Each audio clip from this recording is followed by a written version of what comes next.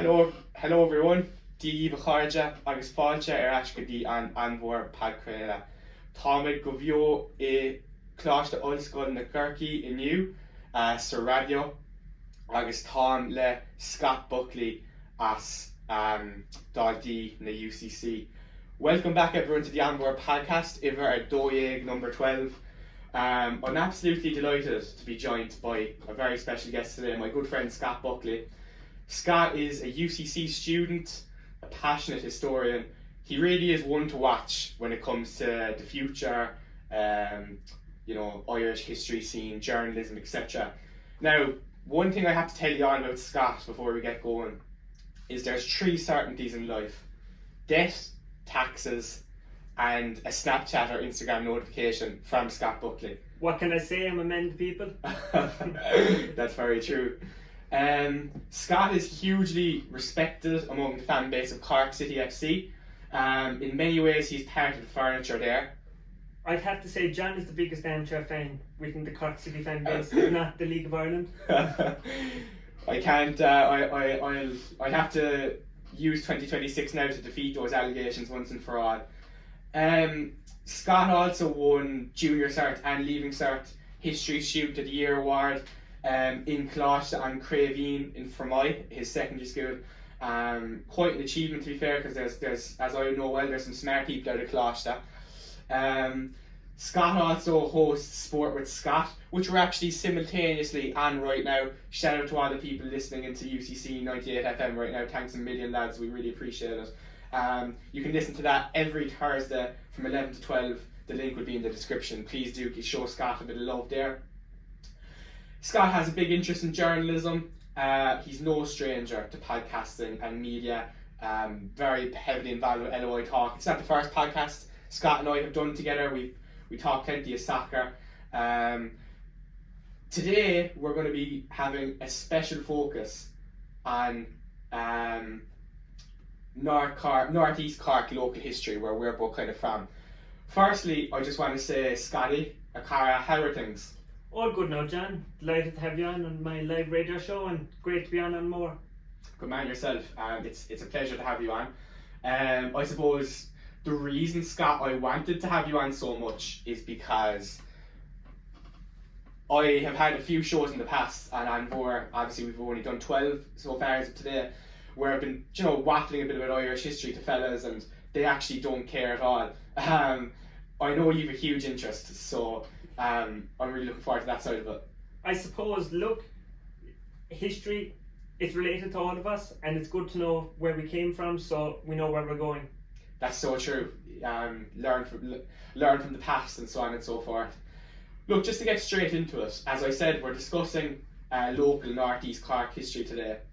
So Scott, I believe your great grandfather William, known as Bronco Buckley from his time in the United States, was a prominent commandant in the Castlelyons Brigade of the Irish Republican Army during the War of Independence. Can you tell us a bit about him? Of course, John. I suppose we'll start off saying William Buckley was well respected by all accounts in the locality and in East Cork, and even further afield. William gained the nickname Bronco from his time in America, obviously a reference to the bucking bronco character and the Wild West.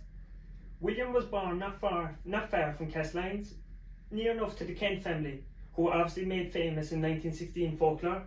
We all know about Thomas Kent. He's one of the martyrs of Kent Bridge, so on and so forth. Kent Bridge, of course. Good man. In 1912, Bronco left Ireland, as many people did. Many people left even before 1912, maybe the late 19th century, for work, and he worked on the mines in New Zealand. He really got into the Republican scene in 1915 when he joined an association known as Clan na Gael. And I don't know if you heard of Clan na Gael, John. They mightn't have been well recognised, but they were a Republican group in San Francisco and basically funding the IRB at the time. And Bronco would have been involved in getting arms as such. According to his witness statement, he had direct links with Boland, Harry Boland, obviously the friend of Michael Collins. And my family have often said and told me about the links Bronco has with Michael Collins. He met him in Vaughan's Hotel, which was a famous resting spot for Republicans during the War of Independence. And I suppose why Bronco was in America, the 1916 Rising occurred, and the Wesleyan Church, which is now Avenue Motors and Fermoy, was raided. That was one of the first incidents. Obviously, it was Solarhead Big in Tipperary with Dan Breen and Sean Hogan, but that was also one of the first incidents where the IRA raided an RSC barracks. So Bronco returned to Ireland just before 1919, and he was made the official commander of the Castlines Company. Obviously, you had companies and flying columns. They were small parts, but very vital parts in the guerrilla war. Would you agree, John? Oh, absolutely. You know, at the end of the day, it was rural Ireland that I'm not going to say won the war, but that brought the British to the table. Definitely. Rural villages such as where we come from, Castlines, Rathcormac, Glanworth, etc. There's some incredible stories. So I might touch on just a few incidents and a few stories during Bronco's time. So obviously Bronco was part of the Castlines Company, which he was the official commander of, but he was also part of my flying column with people such as Mas Toomey. He was actually imprisoned in Spike Island, if I'm right in saying so. So one incident was the IRA under Bronco had planned to ambush an RSC cortege that was going to be passing Dr. Barry's bridge in Rathcormac, and just as they were ready on the near side, ditches, roads and the hillside, what happened then was a funeral passed, and the IRA could not shoot at the RIC, which was, I suppose, a bit of a failure in one sense. But then in 1920, in December, the Leary's Cross ambush took place. This was a poignant ambush in East Cork because you had an RIC load, obviously with ammunition, passing this cross between Bartlemy, Rathcormac and Castlines, 3 villages in East Cork as such. Bronco was heavily involved in this ambush. He was actually wounded in the ambush, and he led half of the brigade on the Bartlemy roadside. Robert Charles Cambridge was only 18, John, and he was killed. He was an RIC officer, and he was killed by this flying column. And there was 4 wounded, and on the British side, and obviously Bronco was also wounded. And the Black and Tans, in retaliation, burned several spots in Castlines and Rathcormac. So, I suppose, look, it's interesting local history, John. Fascinating, Scott, fascinating. Could I just ask, we were touching on Bronco there and his time in America and the US. How long do you know did he spend in America? He would have been there from 1915 to 1919, approximately. Right, about 4 years. Look, there's huge stories of obviously the Irish diaspora contributing to Irish war efforts and so on and so forth. Even today, there's conversations about reconnecting with the diaspora. So it's fascinating that his role over there in Clonmult Gael.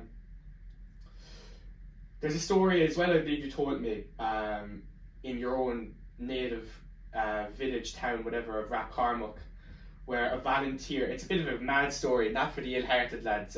Yeah. A volunteer was hiding from the Tans, the Black and Tans, and he actually hid in a combine harvester on a farm, and luckily escaped alive as the combine harvester. I shouldn't be laughing, but as the combine harvester was never used by the farmer. I think you said to me the farmer was smoking a cigarette or whatever and never got used. So could you tell us a bit more about that story? Yeah, I suppose, look, it was something along the lines that the farmer was probably smoking a cigarette or something. But yeah, it just goes to show that these men, they lived in tough conditions and they were tough men. Like, you'd often hear the older generation saying that the likes of our generation, John, aren't half as tough as that generation. But I suppose, look, it was tough times and they had to be tough. There was another incident in Rathcormac where there was 3 men were hung on a tree in Rathcormac. Also not for the faint-hearted lads, but look, it's part of history, and unfortunately these things did happen. And that tree is preserved in Rathcormac, and many want to keep it there and keep its story alive. I suppose also, John, there was a poignant moment in Irish history, the Battle of Clonmult. I don't know, are you aware of it? Yes. I suppose, look, you'd IRA volunteers, they were occupying a remote it was a used farmhouse near Clonmult, which wouldn't be far from Middleton, County Cork. And unfortunately, they were surrounded by a force of the British Army and the Royal Irish Constabulary and auxiliaries. Unfortunately, this was because of informers. And I suppose, look, 12 IRA volunteers were killed, 4 wounded, and 4 were captured. A total of 22 people died, including the British side. And there was subsequent execution of 2 of these volunteers. Bronco was actually called with his fellow brigaders from the Fermoy area, and unfortunately they did not come to the scene in time, and the house was in flames and the IRA were defeated. You touched on the Fermoy brigade there, Fermoy area. We're jumping a bit ahead now obviously, but I believe by 1921 when the truce had been signed, and tell me if I'm wrong here at my number, there was only 650 soldiers left, volunteers left in the Fermoy area. Yes, that's true, and Bronco actually comments on this in his witness statement, that there was only 650, as you said, John. But that just shows, in its entirety, like in my opinion, I don't think the IRA would have been able to fight another 3 or 4 years war. So the treaty was the only option, but at the time, terms such as the Oath of Allegiance, obviously the North was one of the biggest parts. It just led people to feel a bit disheartened, and maybe, like those martyrs of Clonmult, maybe it would be a bit of a betrayal to them. That's what people would have thought at the time. Can I ask, is it fair to ask, Yeah. what side did Bronco take in the Civil War? Bronco took an anti-treaty side Right. in the Civil War, but to our knowledge, he wasn't very active. Okay. And he lived until the 70s actually. Despite being wounded in Leary's cross, it proved not to be fatal, and he did live till the 70s. And his wife also had a vital role in Cumann na Món. And as you know, John, Cumann na Món played a vital role in the whole war in its entirety. The backbone, very much, yeah. Obviously, Michael Collins himself, as Director of Intelligence, he even had women, they mightn't be necessarily involved in Cumann na Món, but they were sure sending messages and gathering information for Collins and his boys. Very good, very good. We will touch on a figure later on who actually happens to be a relative of mine who has a somewhat similar story, but we'll get to that later. Scott, I suppose, Fermoy obviously our local town. We're both from relatively small villages. Your village happens to be a bit bigger than mine. Might not have our heart in that Cormac, but it's a bit bigger, I'll give you that. Fermoy was very much a garrison town, as it was described in that way anyway. Could you touch a bit more on that for us? Yeah, I suppose, look, there was a heavy presence during the War of Independence and even beforehand of the British in Fermoy, and it was known as a garrison town. Anyone that's familiar with Fermoy, the headquarters as such, the barracks, would have been up by this Fermoy soccer pitch, which is Carrick Park. So the headquarters as such would have been up there, to my knowledge. I think that's right, but yes, yeah, go ahead. And obviously, look, there was many towns like Fermoy that were British garrisons, John. Of course. And I suppose I'd just like to touch on, like, while Bronco was involved in the Cast-Irons Company, he did get involved with other companies as such and other flying columns. Like, to my knowledge, he guided them bringing around Aragon, and obviously he would have fought with people from Glenmore as well. So maybe, John, you might want to touch on a bit of Glenmore history and maybe a bit of your own family history. 100%, thanks very much, Scott. So, look, the big story that comes out of Glenmore is the Labacallee Ambush. If you're watching on YouTube, you can actually, if you search Labacallee Ambush, you will see a 28-minute video of wreaths being laid there in Labacallee. Now, just to get a bit away from the revolutionary side of things, war, Labacallee Wedge Tomb is actually one of the oldest relics wedge tombs in the country, perhaps even in Europe actually. It's a lovely little area. It's just down the road from I've a couple of friends live there, so I would recommend anyone interested in their history and their heritage takes a stop by to both the Wedge Tomb and the War of Independence Reef as well. But look, to cut to the chase, when it comes to Labacallee Ambush, the Labacallee Ambush took place on the 26th of November, 1920, I believe. I'm fairly sure that's right. Basically, it was the IRA in retaliation to a young man named, I don't know his, I will have to get his first name, I might put it on the screen there, but O'Donnell was his surname. He was actually killed in the village of Kildare.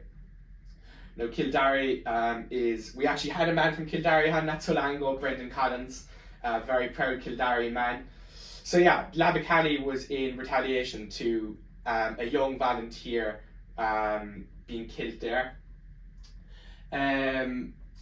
So basically there was I'm just going to read my notes here just to make sure I know people are very sensitive about this kind of stuff. There's family about it. I don't want to get anything wrong. May I just comment, Jan? Of course. Before you begin your story, obviously, look, the tensions of the Civil War went on till the 60s. They did. And I even know from hearing from my family that people did not want to discuss these topics. They were very sensitive. Well, as I said before, we get into the Labacallee story. That is absolutely true.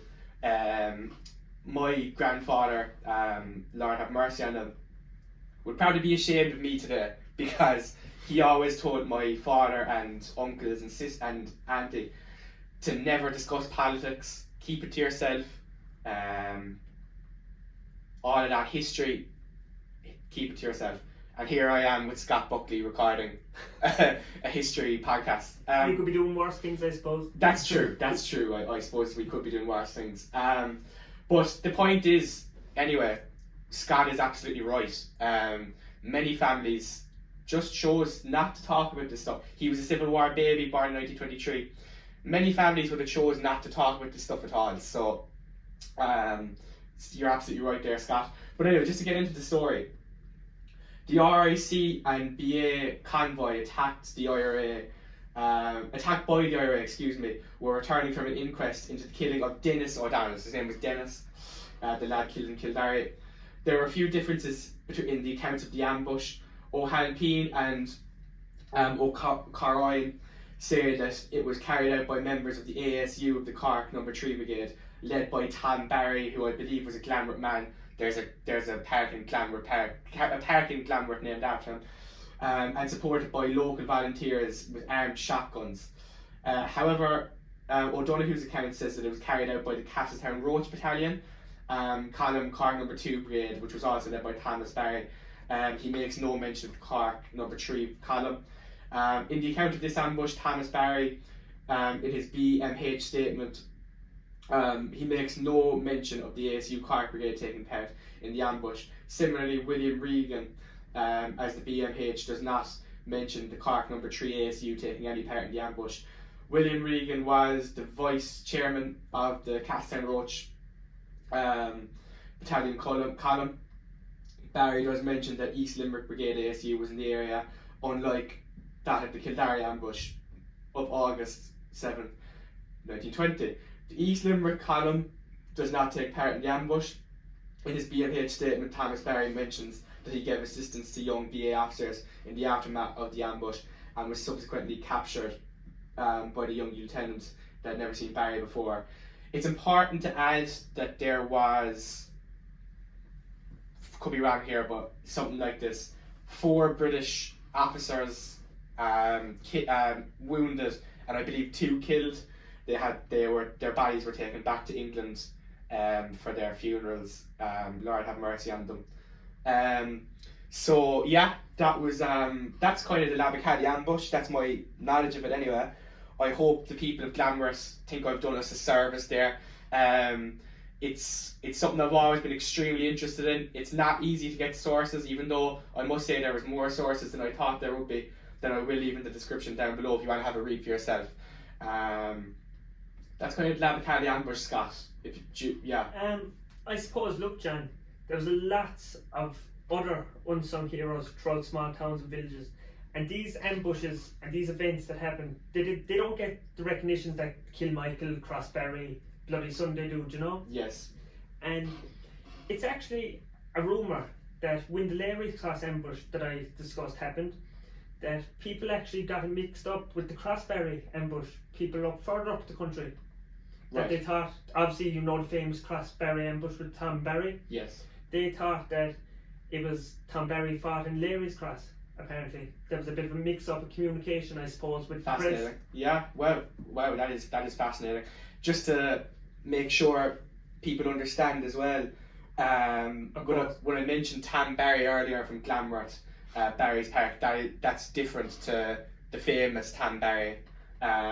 Both great men by all accounts, but they just happened to share a name. They weren't the same person. I'd highly recommend Tom Barry's book Guerrilla Days in Ireland for anyone of any sort of interest in history, especially on this period, because it gives you a great sense of what it meant to be a leader, but I suppose an unofficial leader as such, John.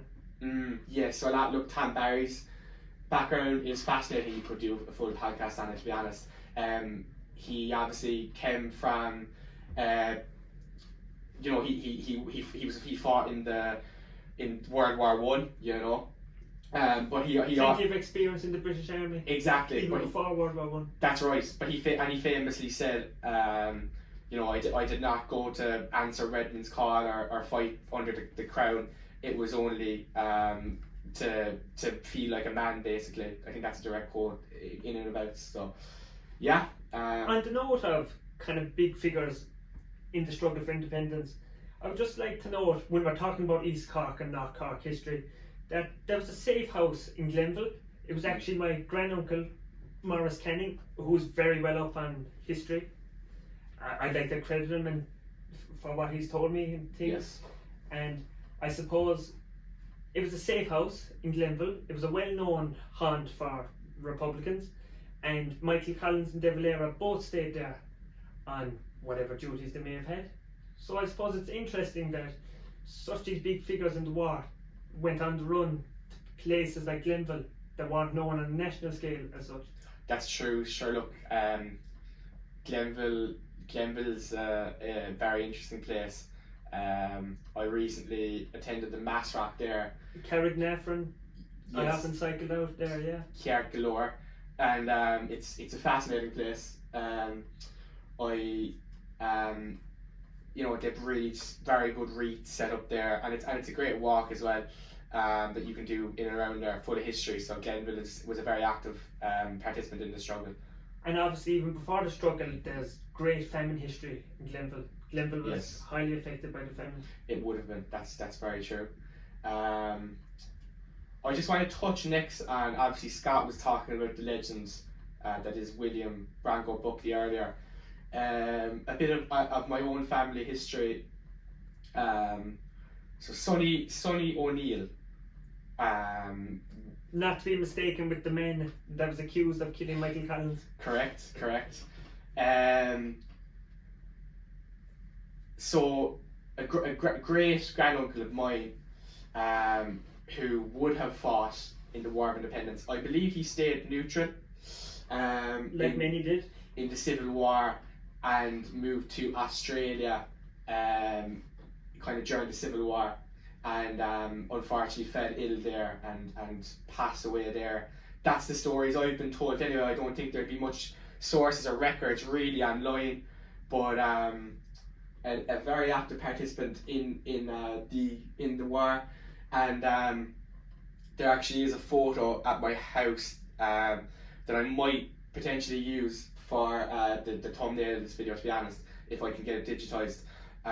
If it's not, just assume I didn't get it digitized, but of the kind of Castletown Roach Brigade. Because the thing about I should add as well, is from my reading up here and stuff, there actually was no Glamworth necessarily brigade.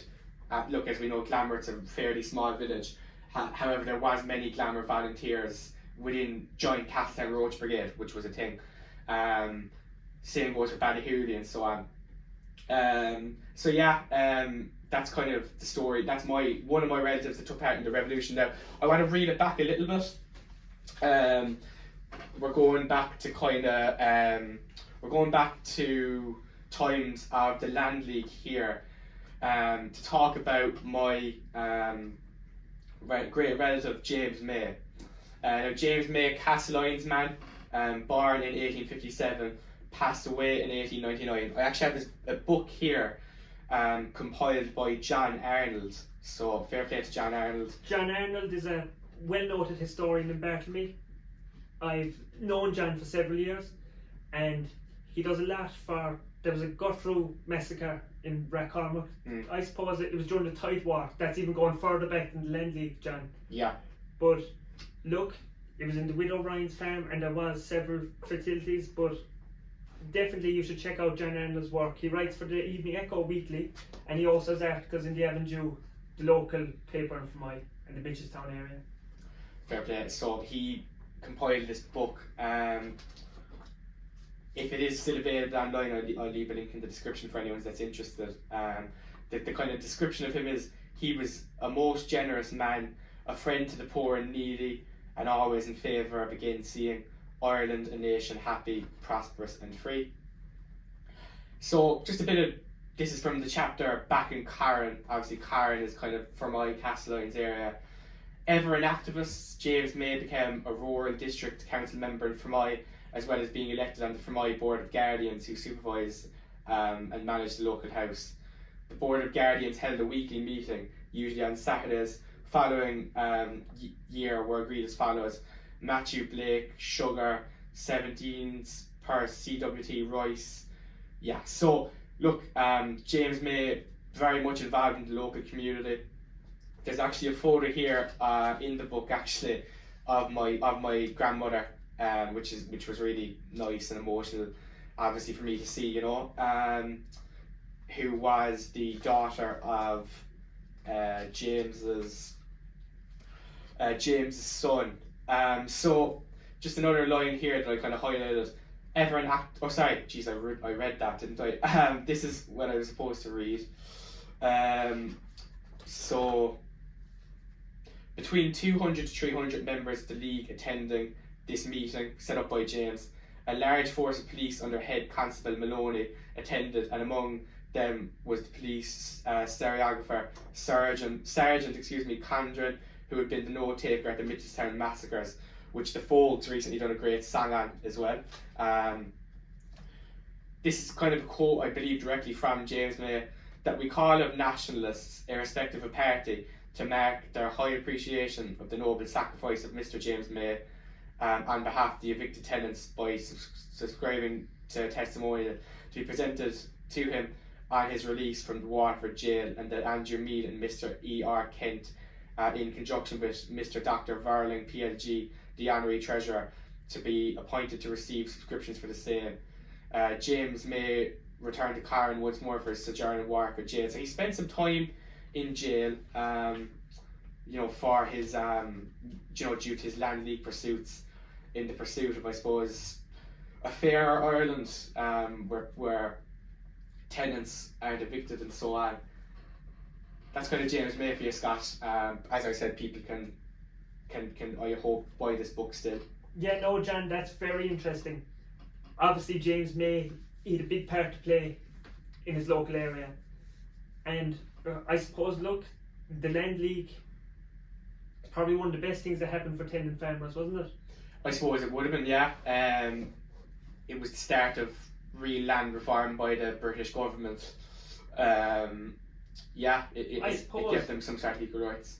It was just kind of a start of taking a stand against the British too, wasn't it? Yeah, because absolutely. Look, if you go back to the 19th century, there was so many, and even before 1798, Robert Emmet, there's so many failed rebellions. Like, time had to come where we had to stand up against the British. And unfortunately, as we've been talking about for the last bit, the War of Independence, it was a bloody war. And there was a lot of fatalities. There was a lot of people mentally and physically never the same again. But it had to be done. It was tough times. Tough times, yeah. As you can see, we're very impartial here to both sides. Maybe not, but I suppose, look, if you want to touch on the other side, the war cost Britain a lot of money. That's correct. It cost them millions. And I suppose, look, Ireland was always Britain's most troublesome. Colony, yeah. Yeah. And neighbour, I suppose, look, it was a thorn in Britain's side, wasn't it? Oh, absolutely. Like just a massive pain in the arse, really. For excuse my foul language. Yeah, absolutely. That would be correct. Scott, I believe you read Liam Lynch's book. Look, Liam Lynch is one of the most famous. It's amazing. It's amazing that he was kind of based in our local area. He was obviously an apprentice in Fermoy before the war, even. In Barry's Yard. Yes. Can you tell us a bit about what you know about Liam Lynch? I suppose, look, to open up the conversation on Liam Lynch, I just want to tell kind of a funny story that I heard. Obviously, Liam Lynch was shot in the Knock Me Down Mountains, but when the Free Staters had shot Liam Lynch, one of them is known to have shouted, "We got Dev," because obviously Liam Lynch was a tall figure and he had glasses, so one of them genuinely thought they were after shooting De Valera. I've never heard that. That's gas. So it's, I don't know how true it is, but yeah. It was actually in a documentary that was shown at the 100-year anniversary in the Fermoy Palace Theatre, and it is well cited by a few historians that apparently they thought they shot De Valera. But Liam Lynch, he was definitely a hero as such. Look, he made his views very clear. He was going to fight the Civil War, even when, I suppose, look, there came a time he knew that he was going to be on the losing side. He wanted to fight for his country and fight for what he believed was right. And I suppose, look, even I touched on the Wesleyan Church raiding Liam Lynch. That was back in 1917, sorry. Liam Lynch would have had a lot to do with that too, John. Right. And I suppose, look, he went down in Irish history. He was born in Anglesborough, if I'm right. Yes. I think, yeah. Yes. Yeah. Thanks for helping me there, yeah. Yeah. No, well done. Yeah, you got it. Out there by Limerick and kind of Tipperary border. Yeah. And I suppose, look, it wasn't far from where he was shot either, on the Knockmill Downs. And there's actually a great monument. No, I was never there, but it's on my bucket list. Sheltered in the Knockmill Down Mountains is a monument commemorating Liam Lynch. It's kind of like a round tower. You might all be familiar with the round tower of Daniel O'Connell in Glasnevin Cemetery. But there's also one hidden in the Knockmill Downs. Now, it might be a bit of a trail, but those who like a hike and nature and walks and all that, I definitely recommend to give it a go, as I must give it a go myself. Definitely. That yeah, absolutely. Do you want to touch on maybe a bit about Liam Lynch? Yeah, like I need to brush up a bit on I need to read Liam Lynch's book and brush up a bit. But like, just a stalwart of a figure. I would say like Branko, my granduncle and people like that are kind of unsung heroes. Definitely. But Liam Lynch is very much sang all throughout the island. People know him and is seen as a real hero. I could butcher this quote a little bit, but his kind of most famous line, I believe, was, "We've chosen to live under the Republic, and we will live and die by that," sort of thing. That I think I butchered that quote a bit, but that's kind of in and around what he said. Something along the lines of that. Yeah. And like, just unbelievably principled. Like, I think that's what I would say about him. And it's so unfortunate that it got to a stage where we actually had to kill each other, I suppose. Yeah. But I suppose, John, I just ask you a question here. Like, whatever side of politics you're on, or whatever side you would have taken the treaty, anti or pro treaty, can you imagine possibly the politicians or figures that the likes of Liam Lynch and Michael Collins could have came?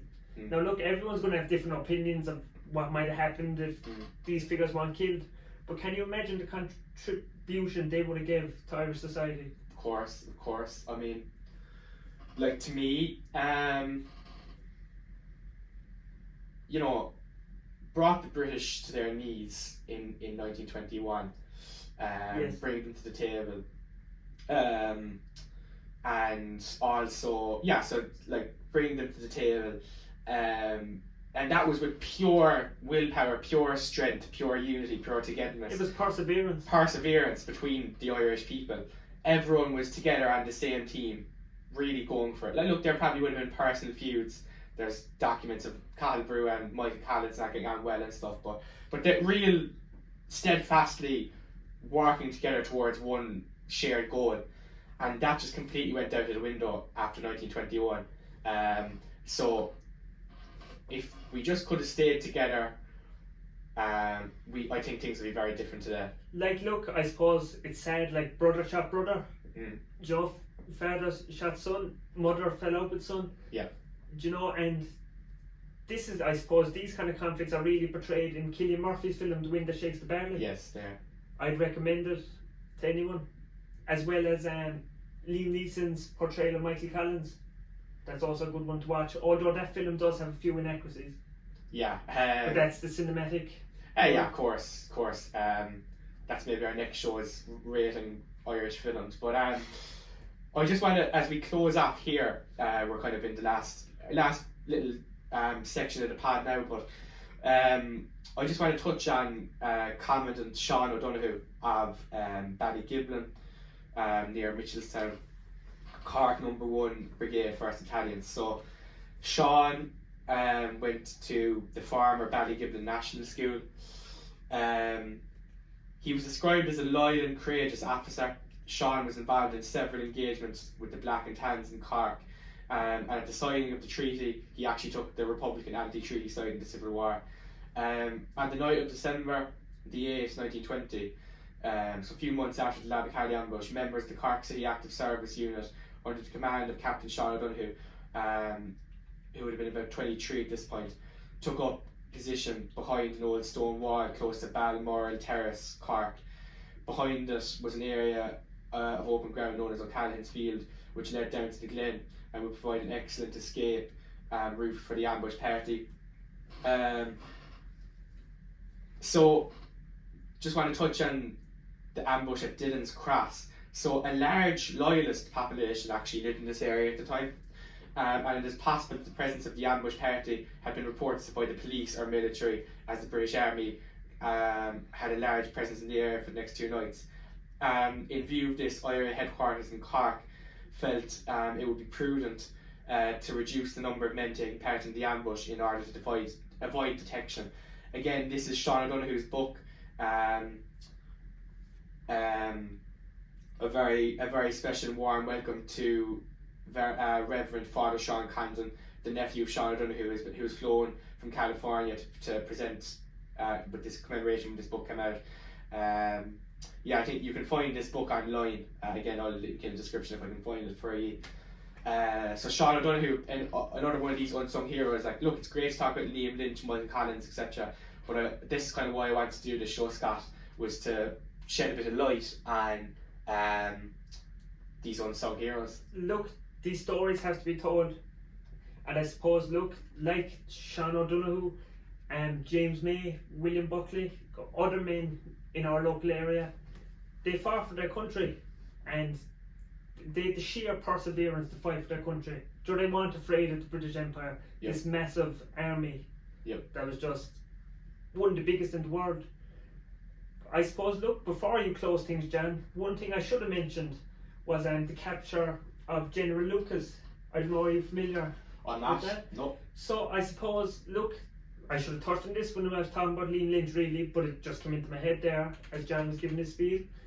And I suppose, look, General Lucas, he was well up in the British Army, and he was actually captured by the 16th Fermoy Brigade with Liam Lynch, the head of it, and he was captured in Fermoy. So, Joe, it's amazing in terms of local history that such a high general was captured in Fermoy. Fascinating, that, my God. Because, you know, plenty on both sides were captured, and I'm sure awful things were done and stuff in the nature of war. And as I said, Jan, like when I was talking about Leary's Cross Ambush, you may have noticed that I said there was an 18-year-old Richard. RC, Richard Charles Cambridge. Yeah. And look, he was very young. He had his whole life ahead of him, no matter what side he was on. Yeah. if you've looked at it, he had his whole life ahead of him. He had a mother and father, Yeah. he had family and friends, and it was just a pity, I suppose. Look, Lord have mercy on everyone, all victim of But war look- souls. Yeah. look, it was a brutal war and it had to be done. Mm. And look, I'm sure Bronco and his gang in Leary's Cross showed no mercy and had no regret in killing the young man. Yes, yeah, unfortunately, yeah. Yeah, that's it. Folks, I really hope you enjoyed this episode. Please, all I'll ask of you is, if you've any stories yourself, if you're local or even if you're up the country or whatever, reach out to me online and just tell me the story, and I'd love to do a bit of research and maybe report on it in a future podcast. I really think it's important that we stop being so silent, as maybe our fathers and grandfathers were, and yeah, just tell these stories, have a chat about them, make sure that this kind of stuff doesn't have to happen again, I suppose, really. Scott, it's been an absolute pleasure, my man. You've been an absolute star. I know for a fact this won't be your last time, because we'll have other shows to cover in the future. You can find Scott on Twitter, X, Instagram, etc. Now, it will be mainly sport content, but I do tend to touch on a few historical aspects also. Give him a follow, lads. And thanks for having me on, Jan, and I hope I give a few insights there into what you're looking for. Well, look, as I said at the start, lads, he's one to watch. This fella's no joke. He loves his history and he researches his history. So yeah, Gurb míle maithagh as tucht éisteacht agus slán go fóill. Slán go fóill.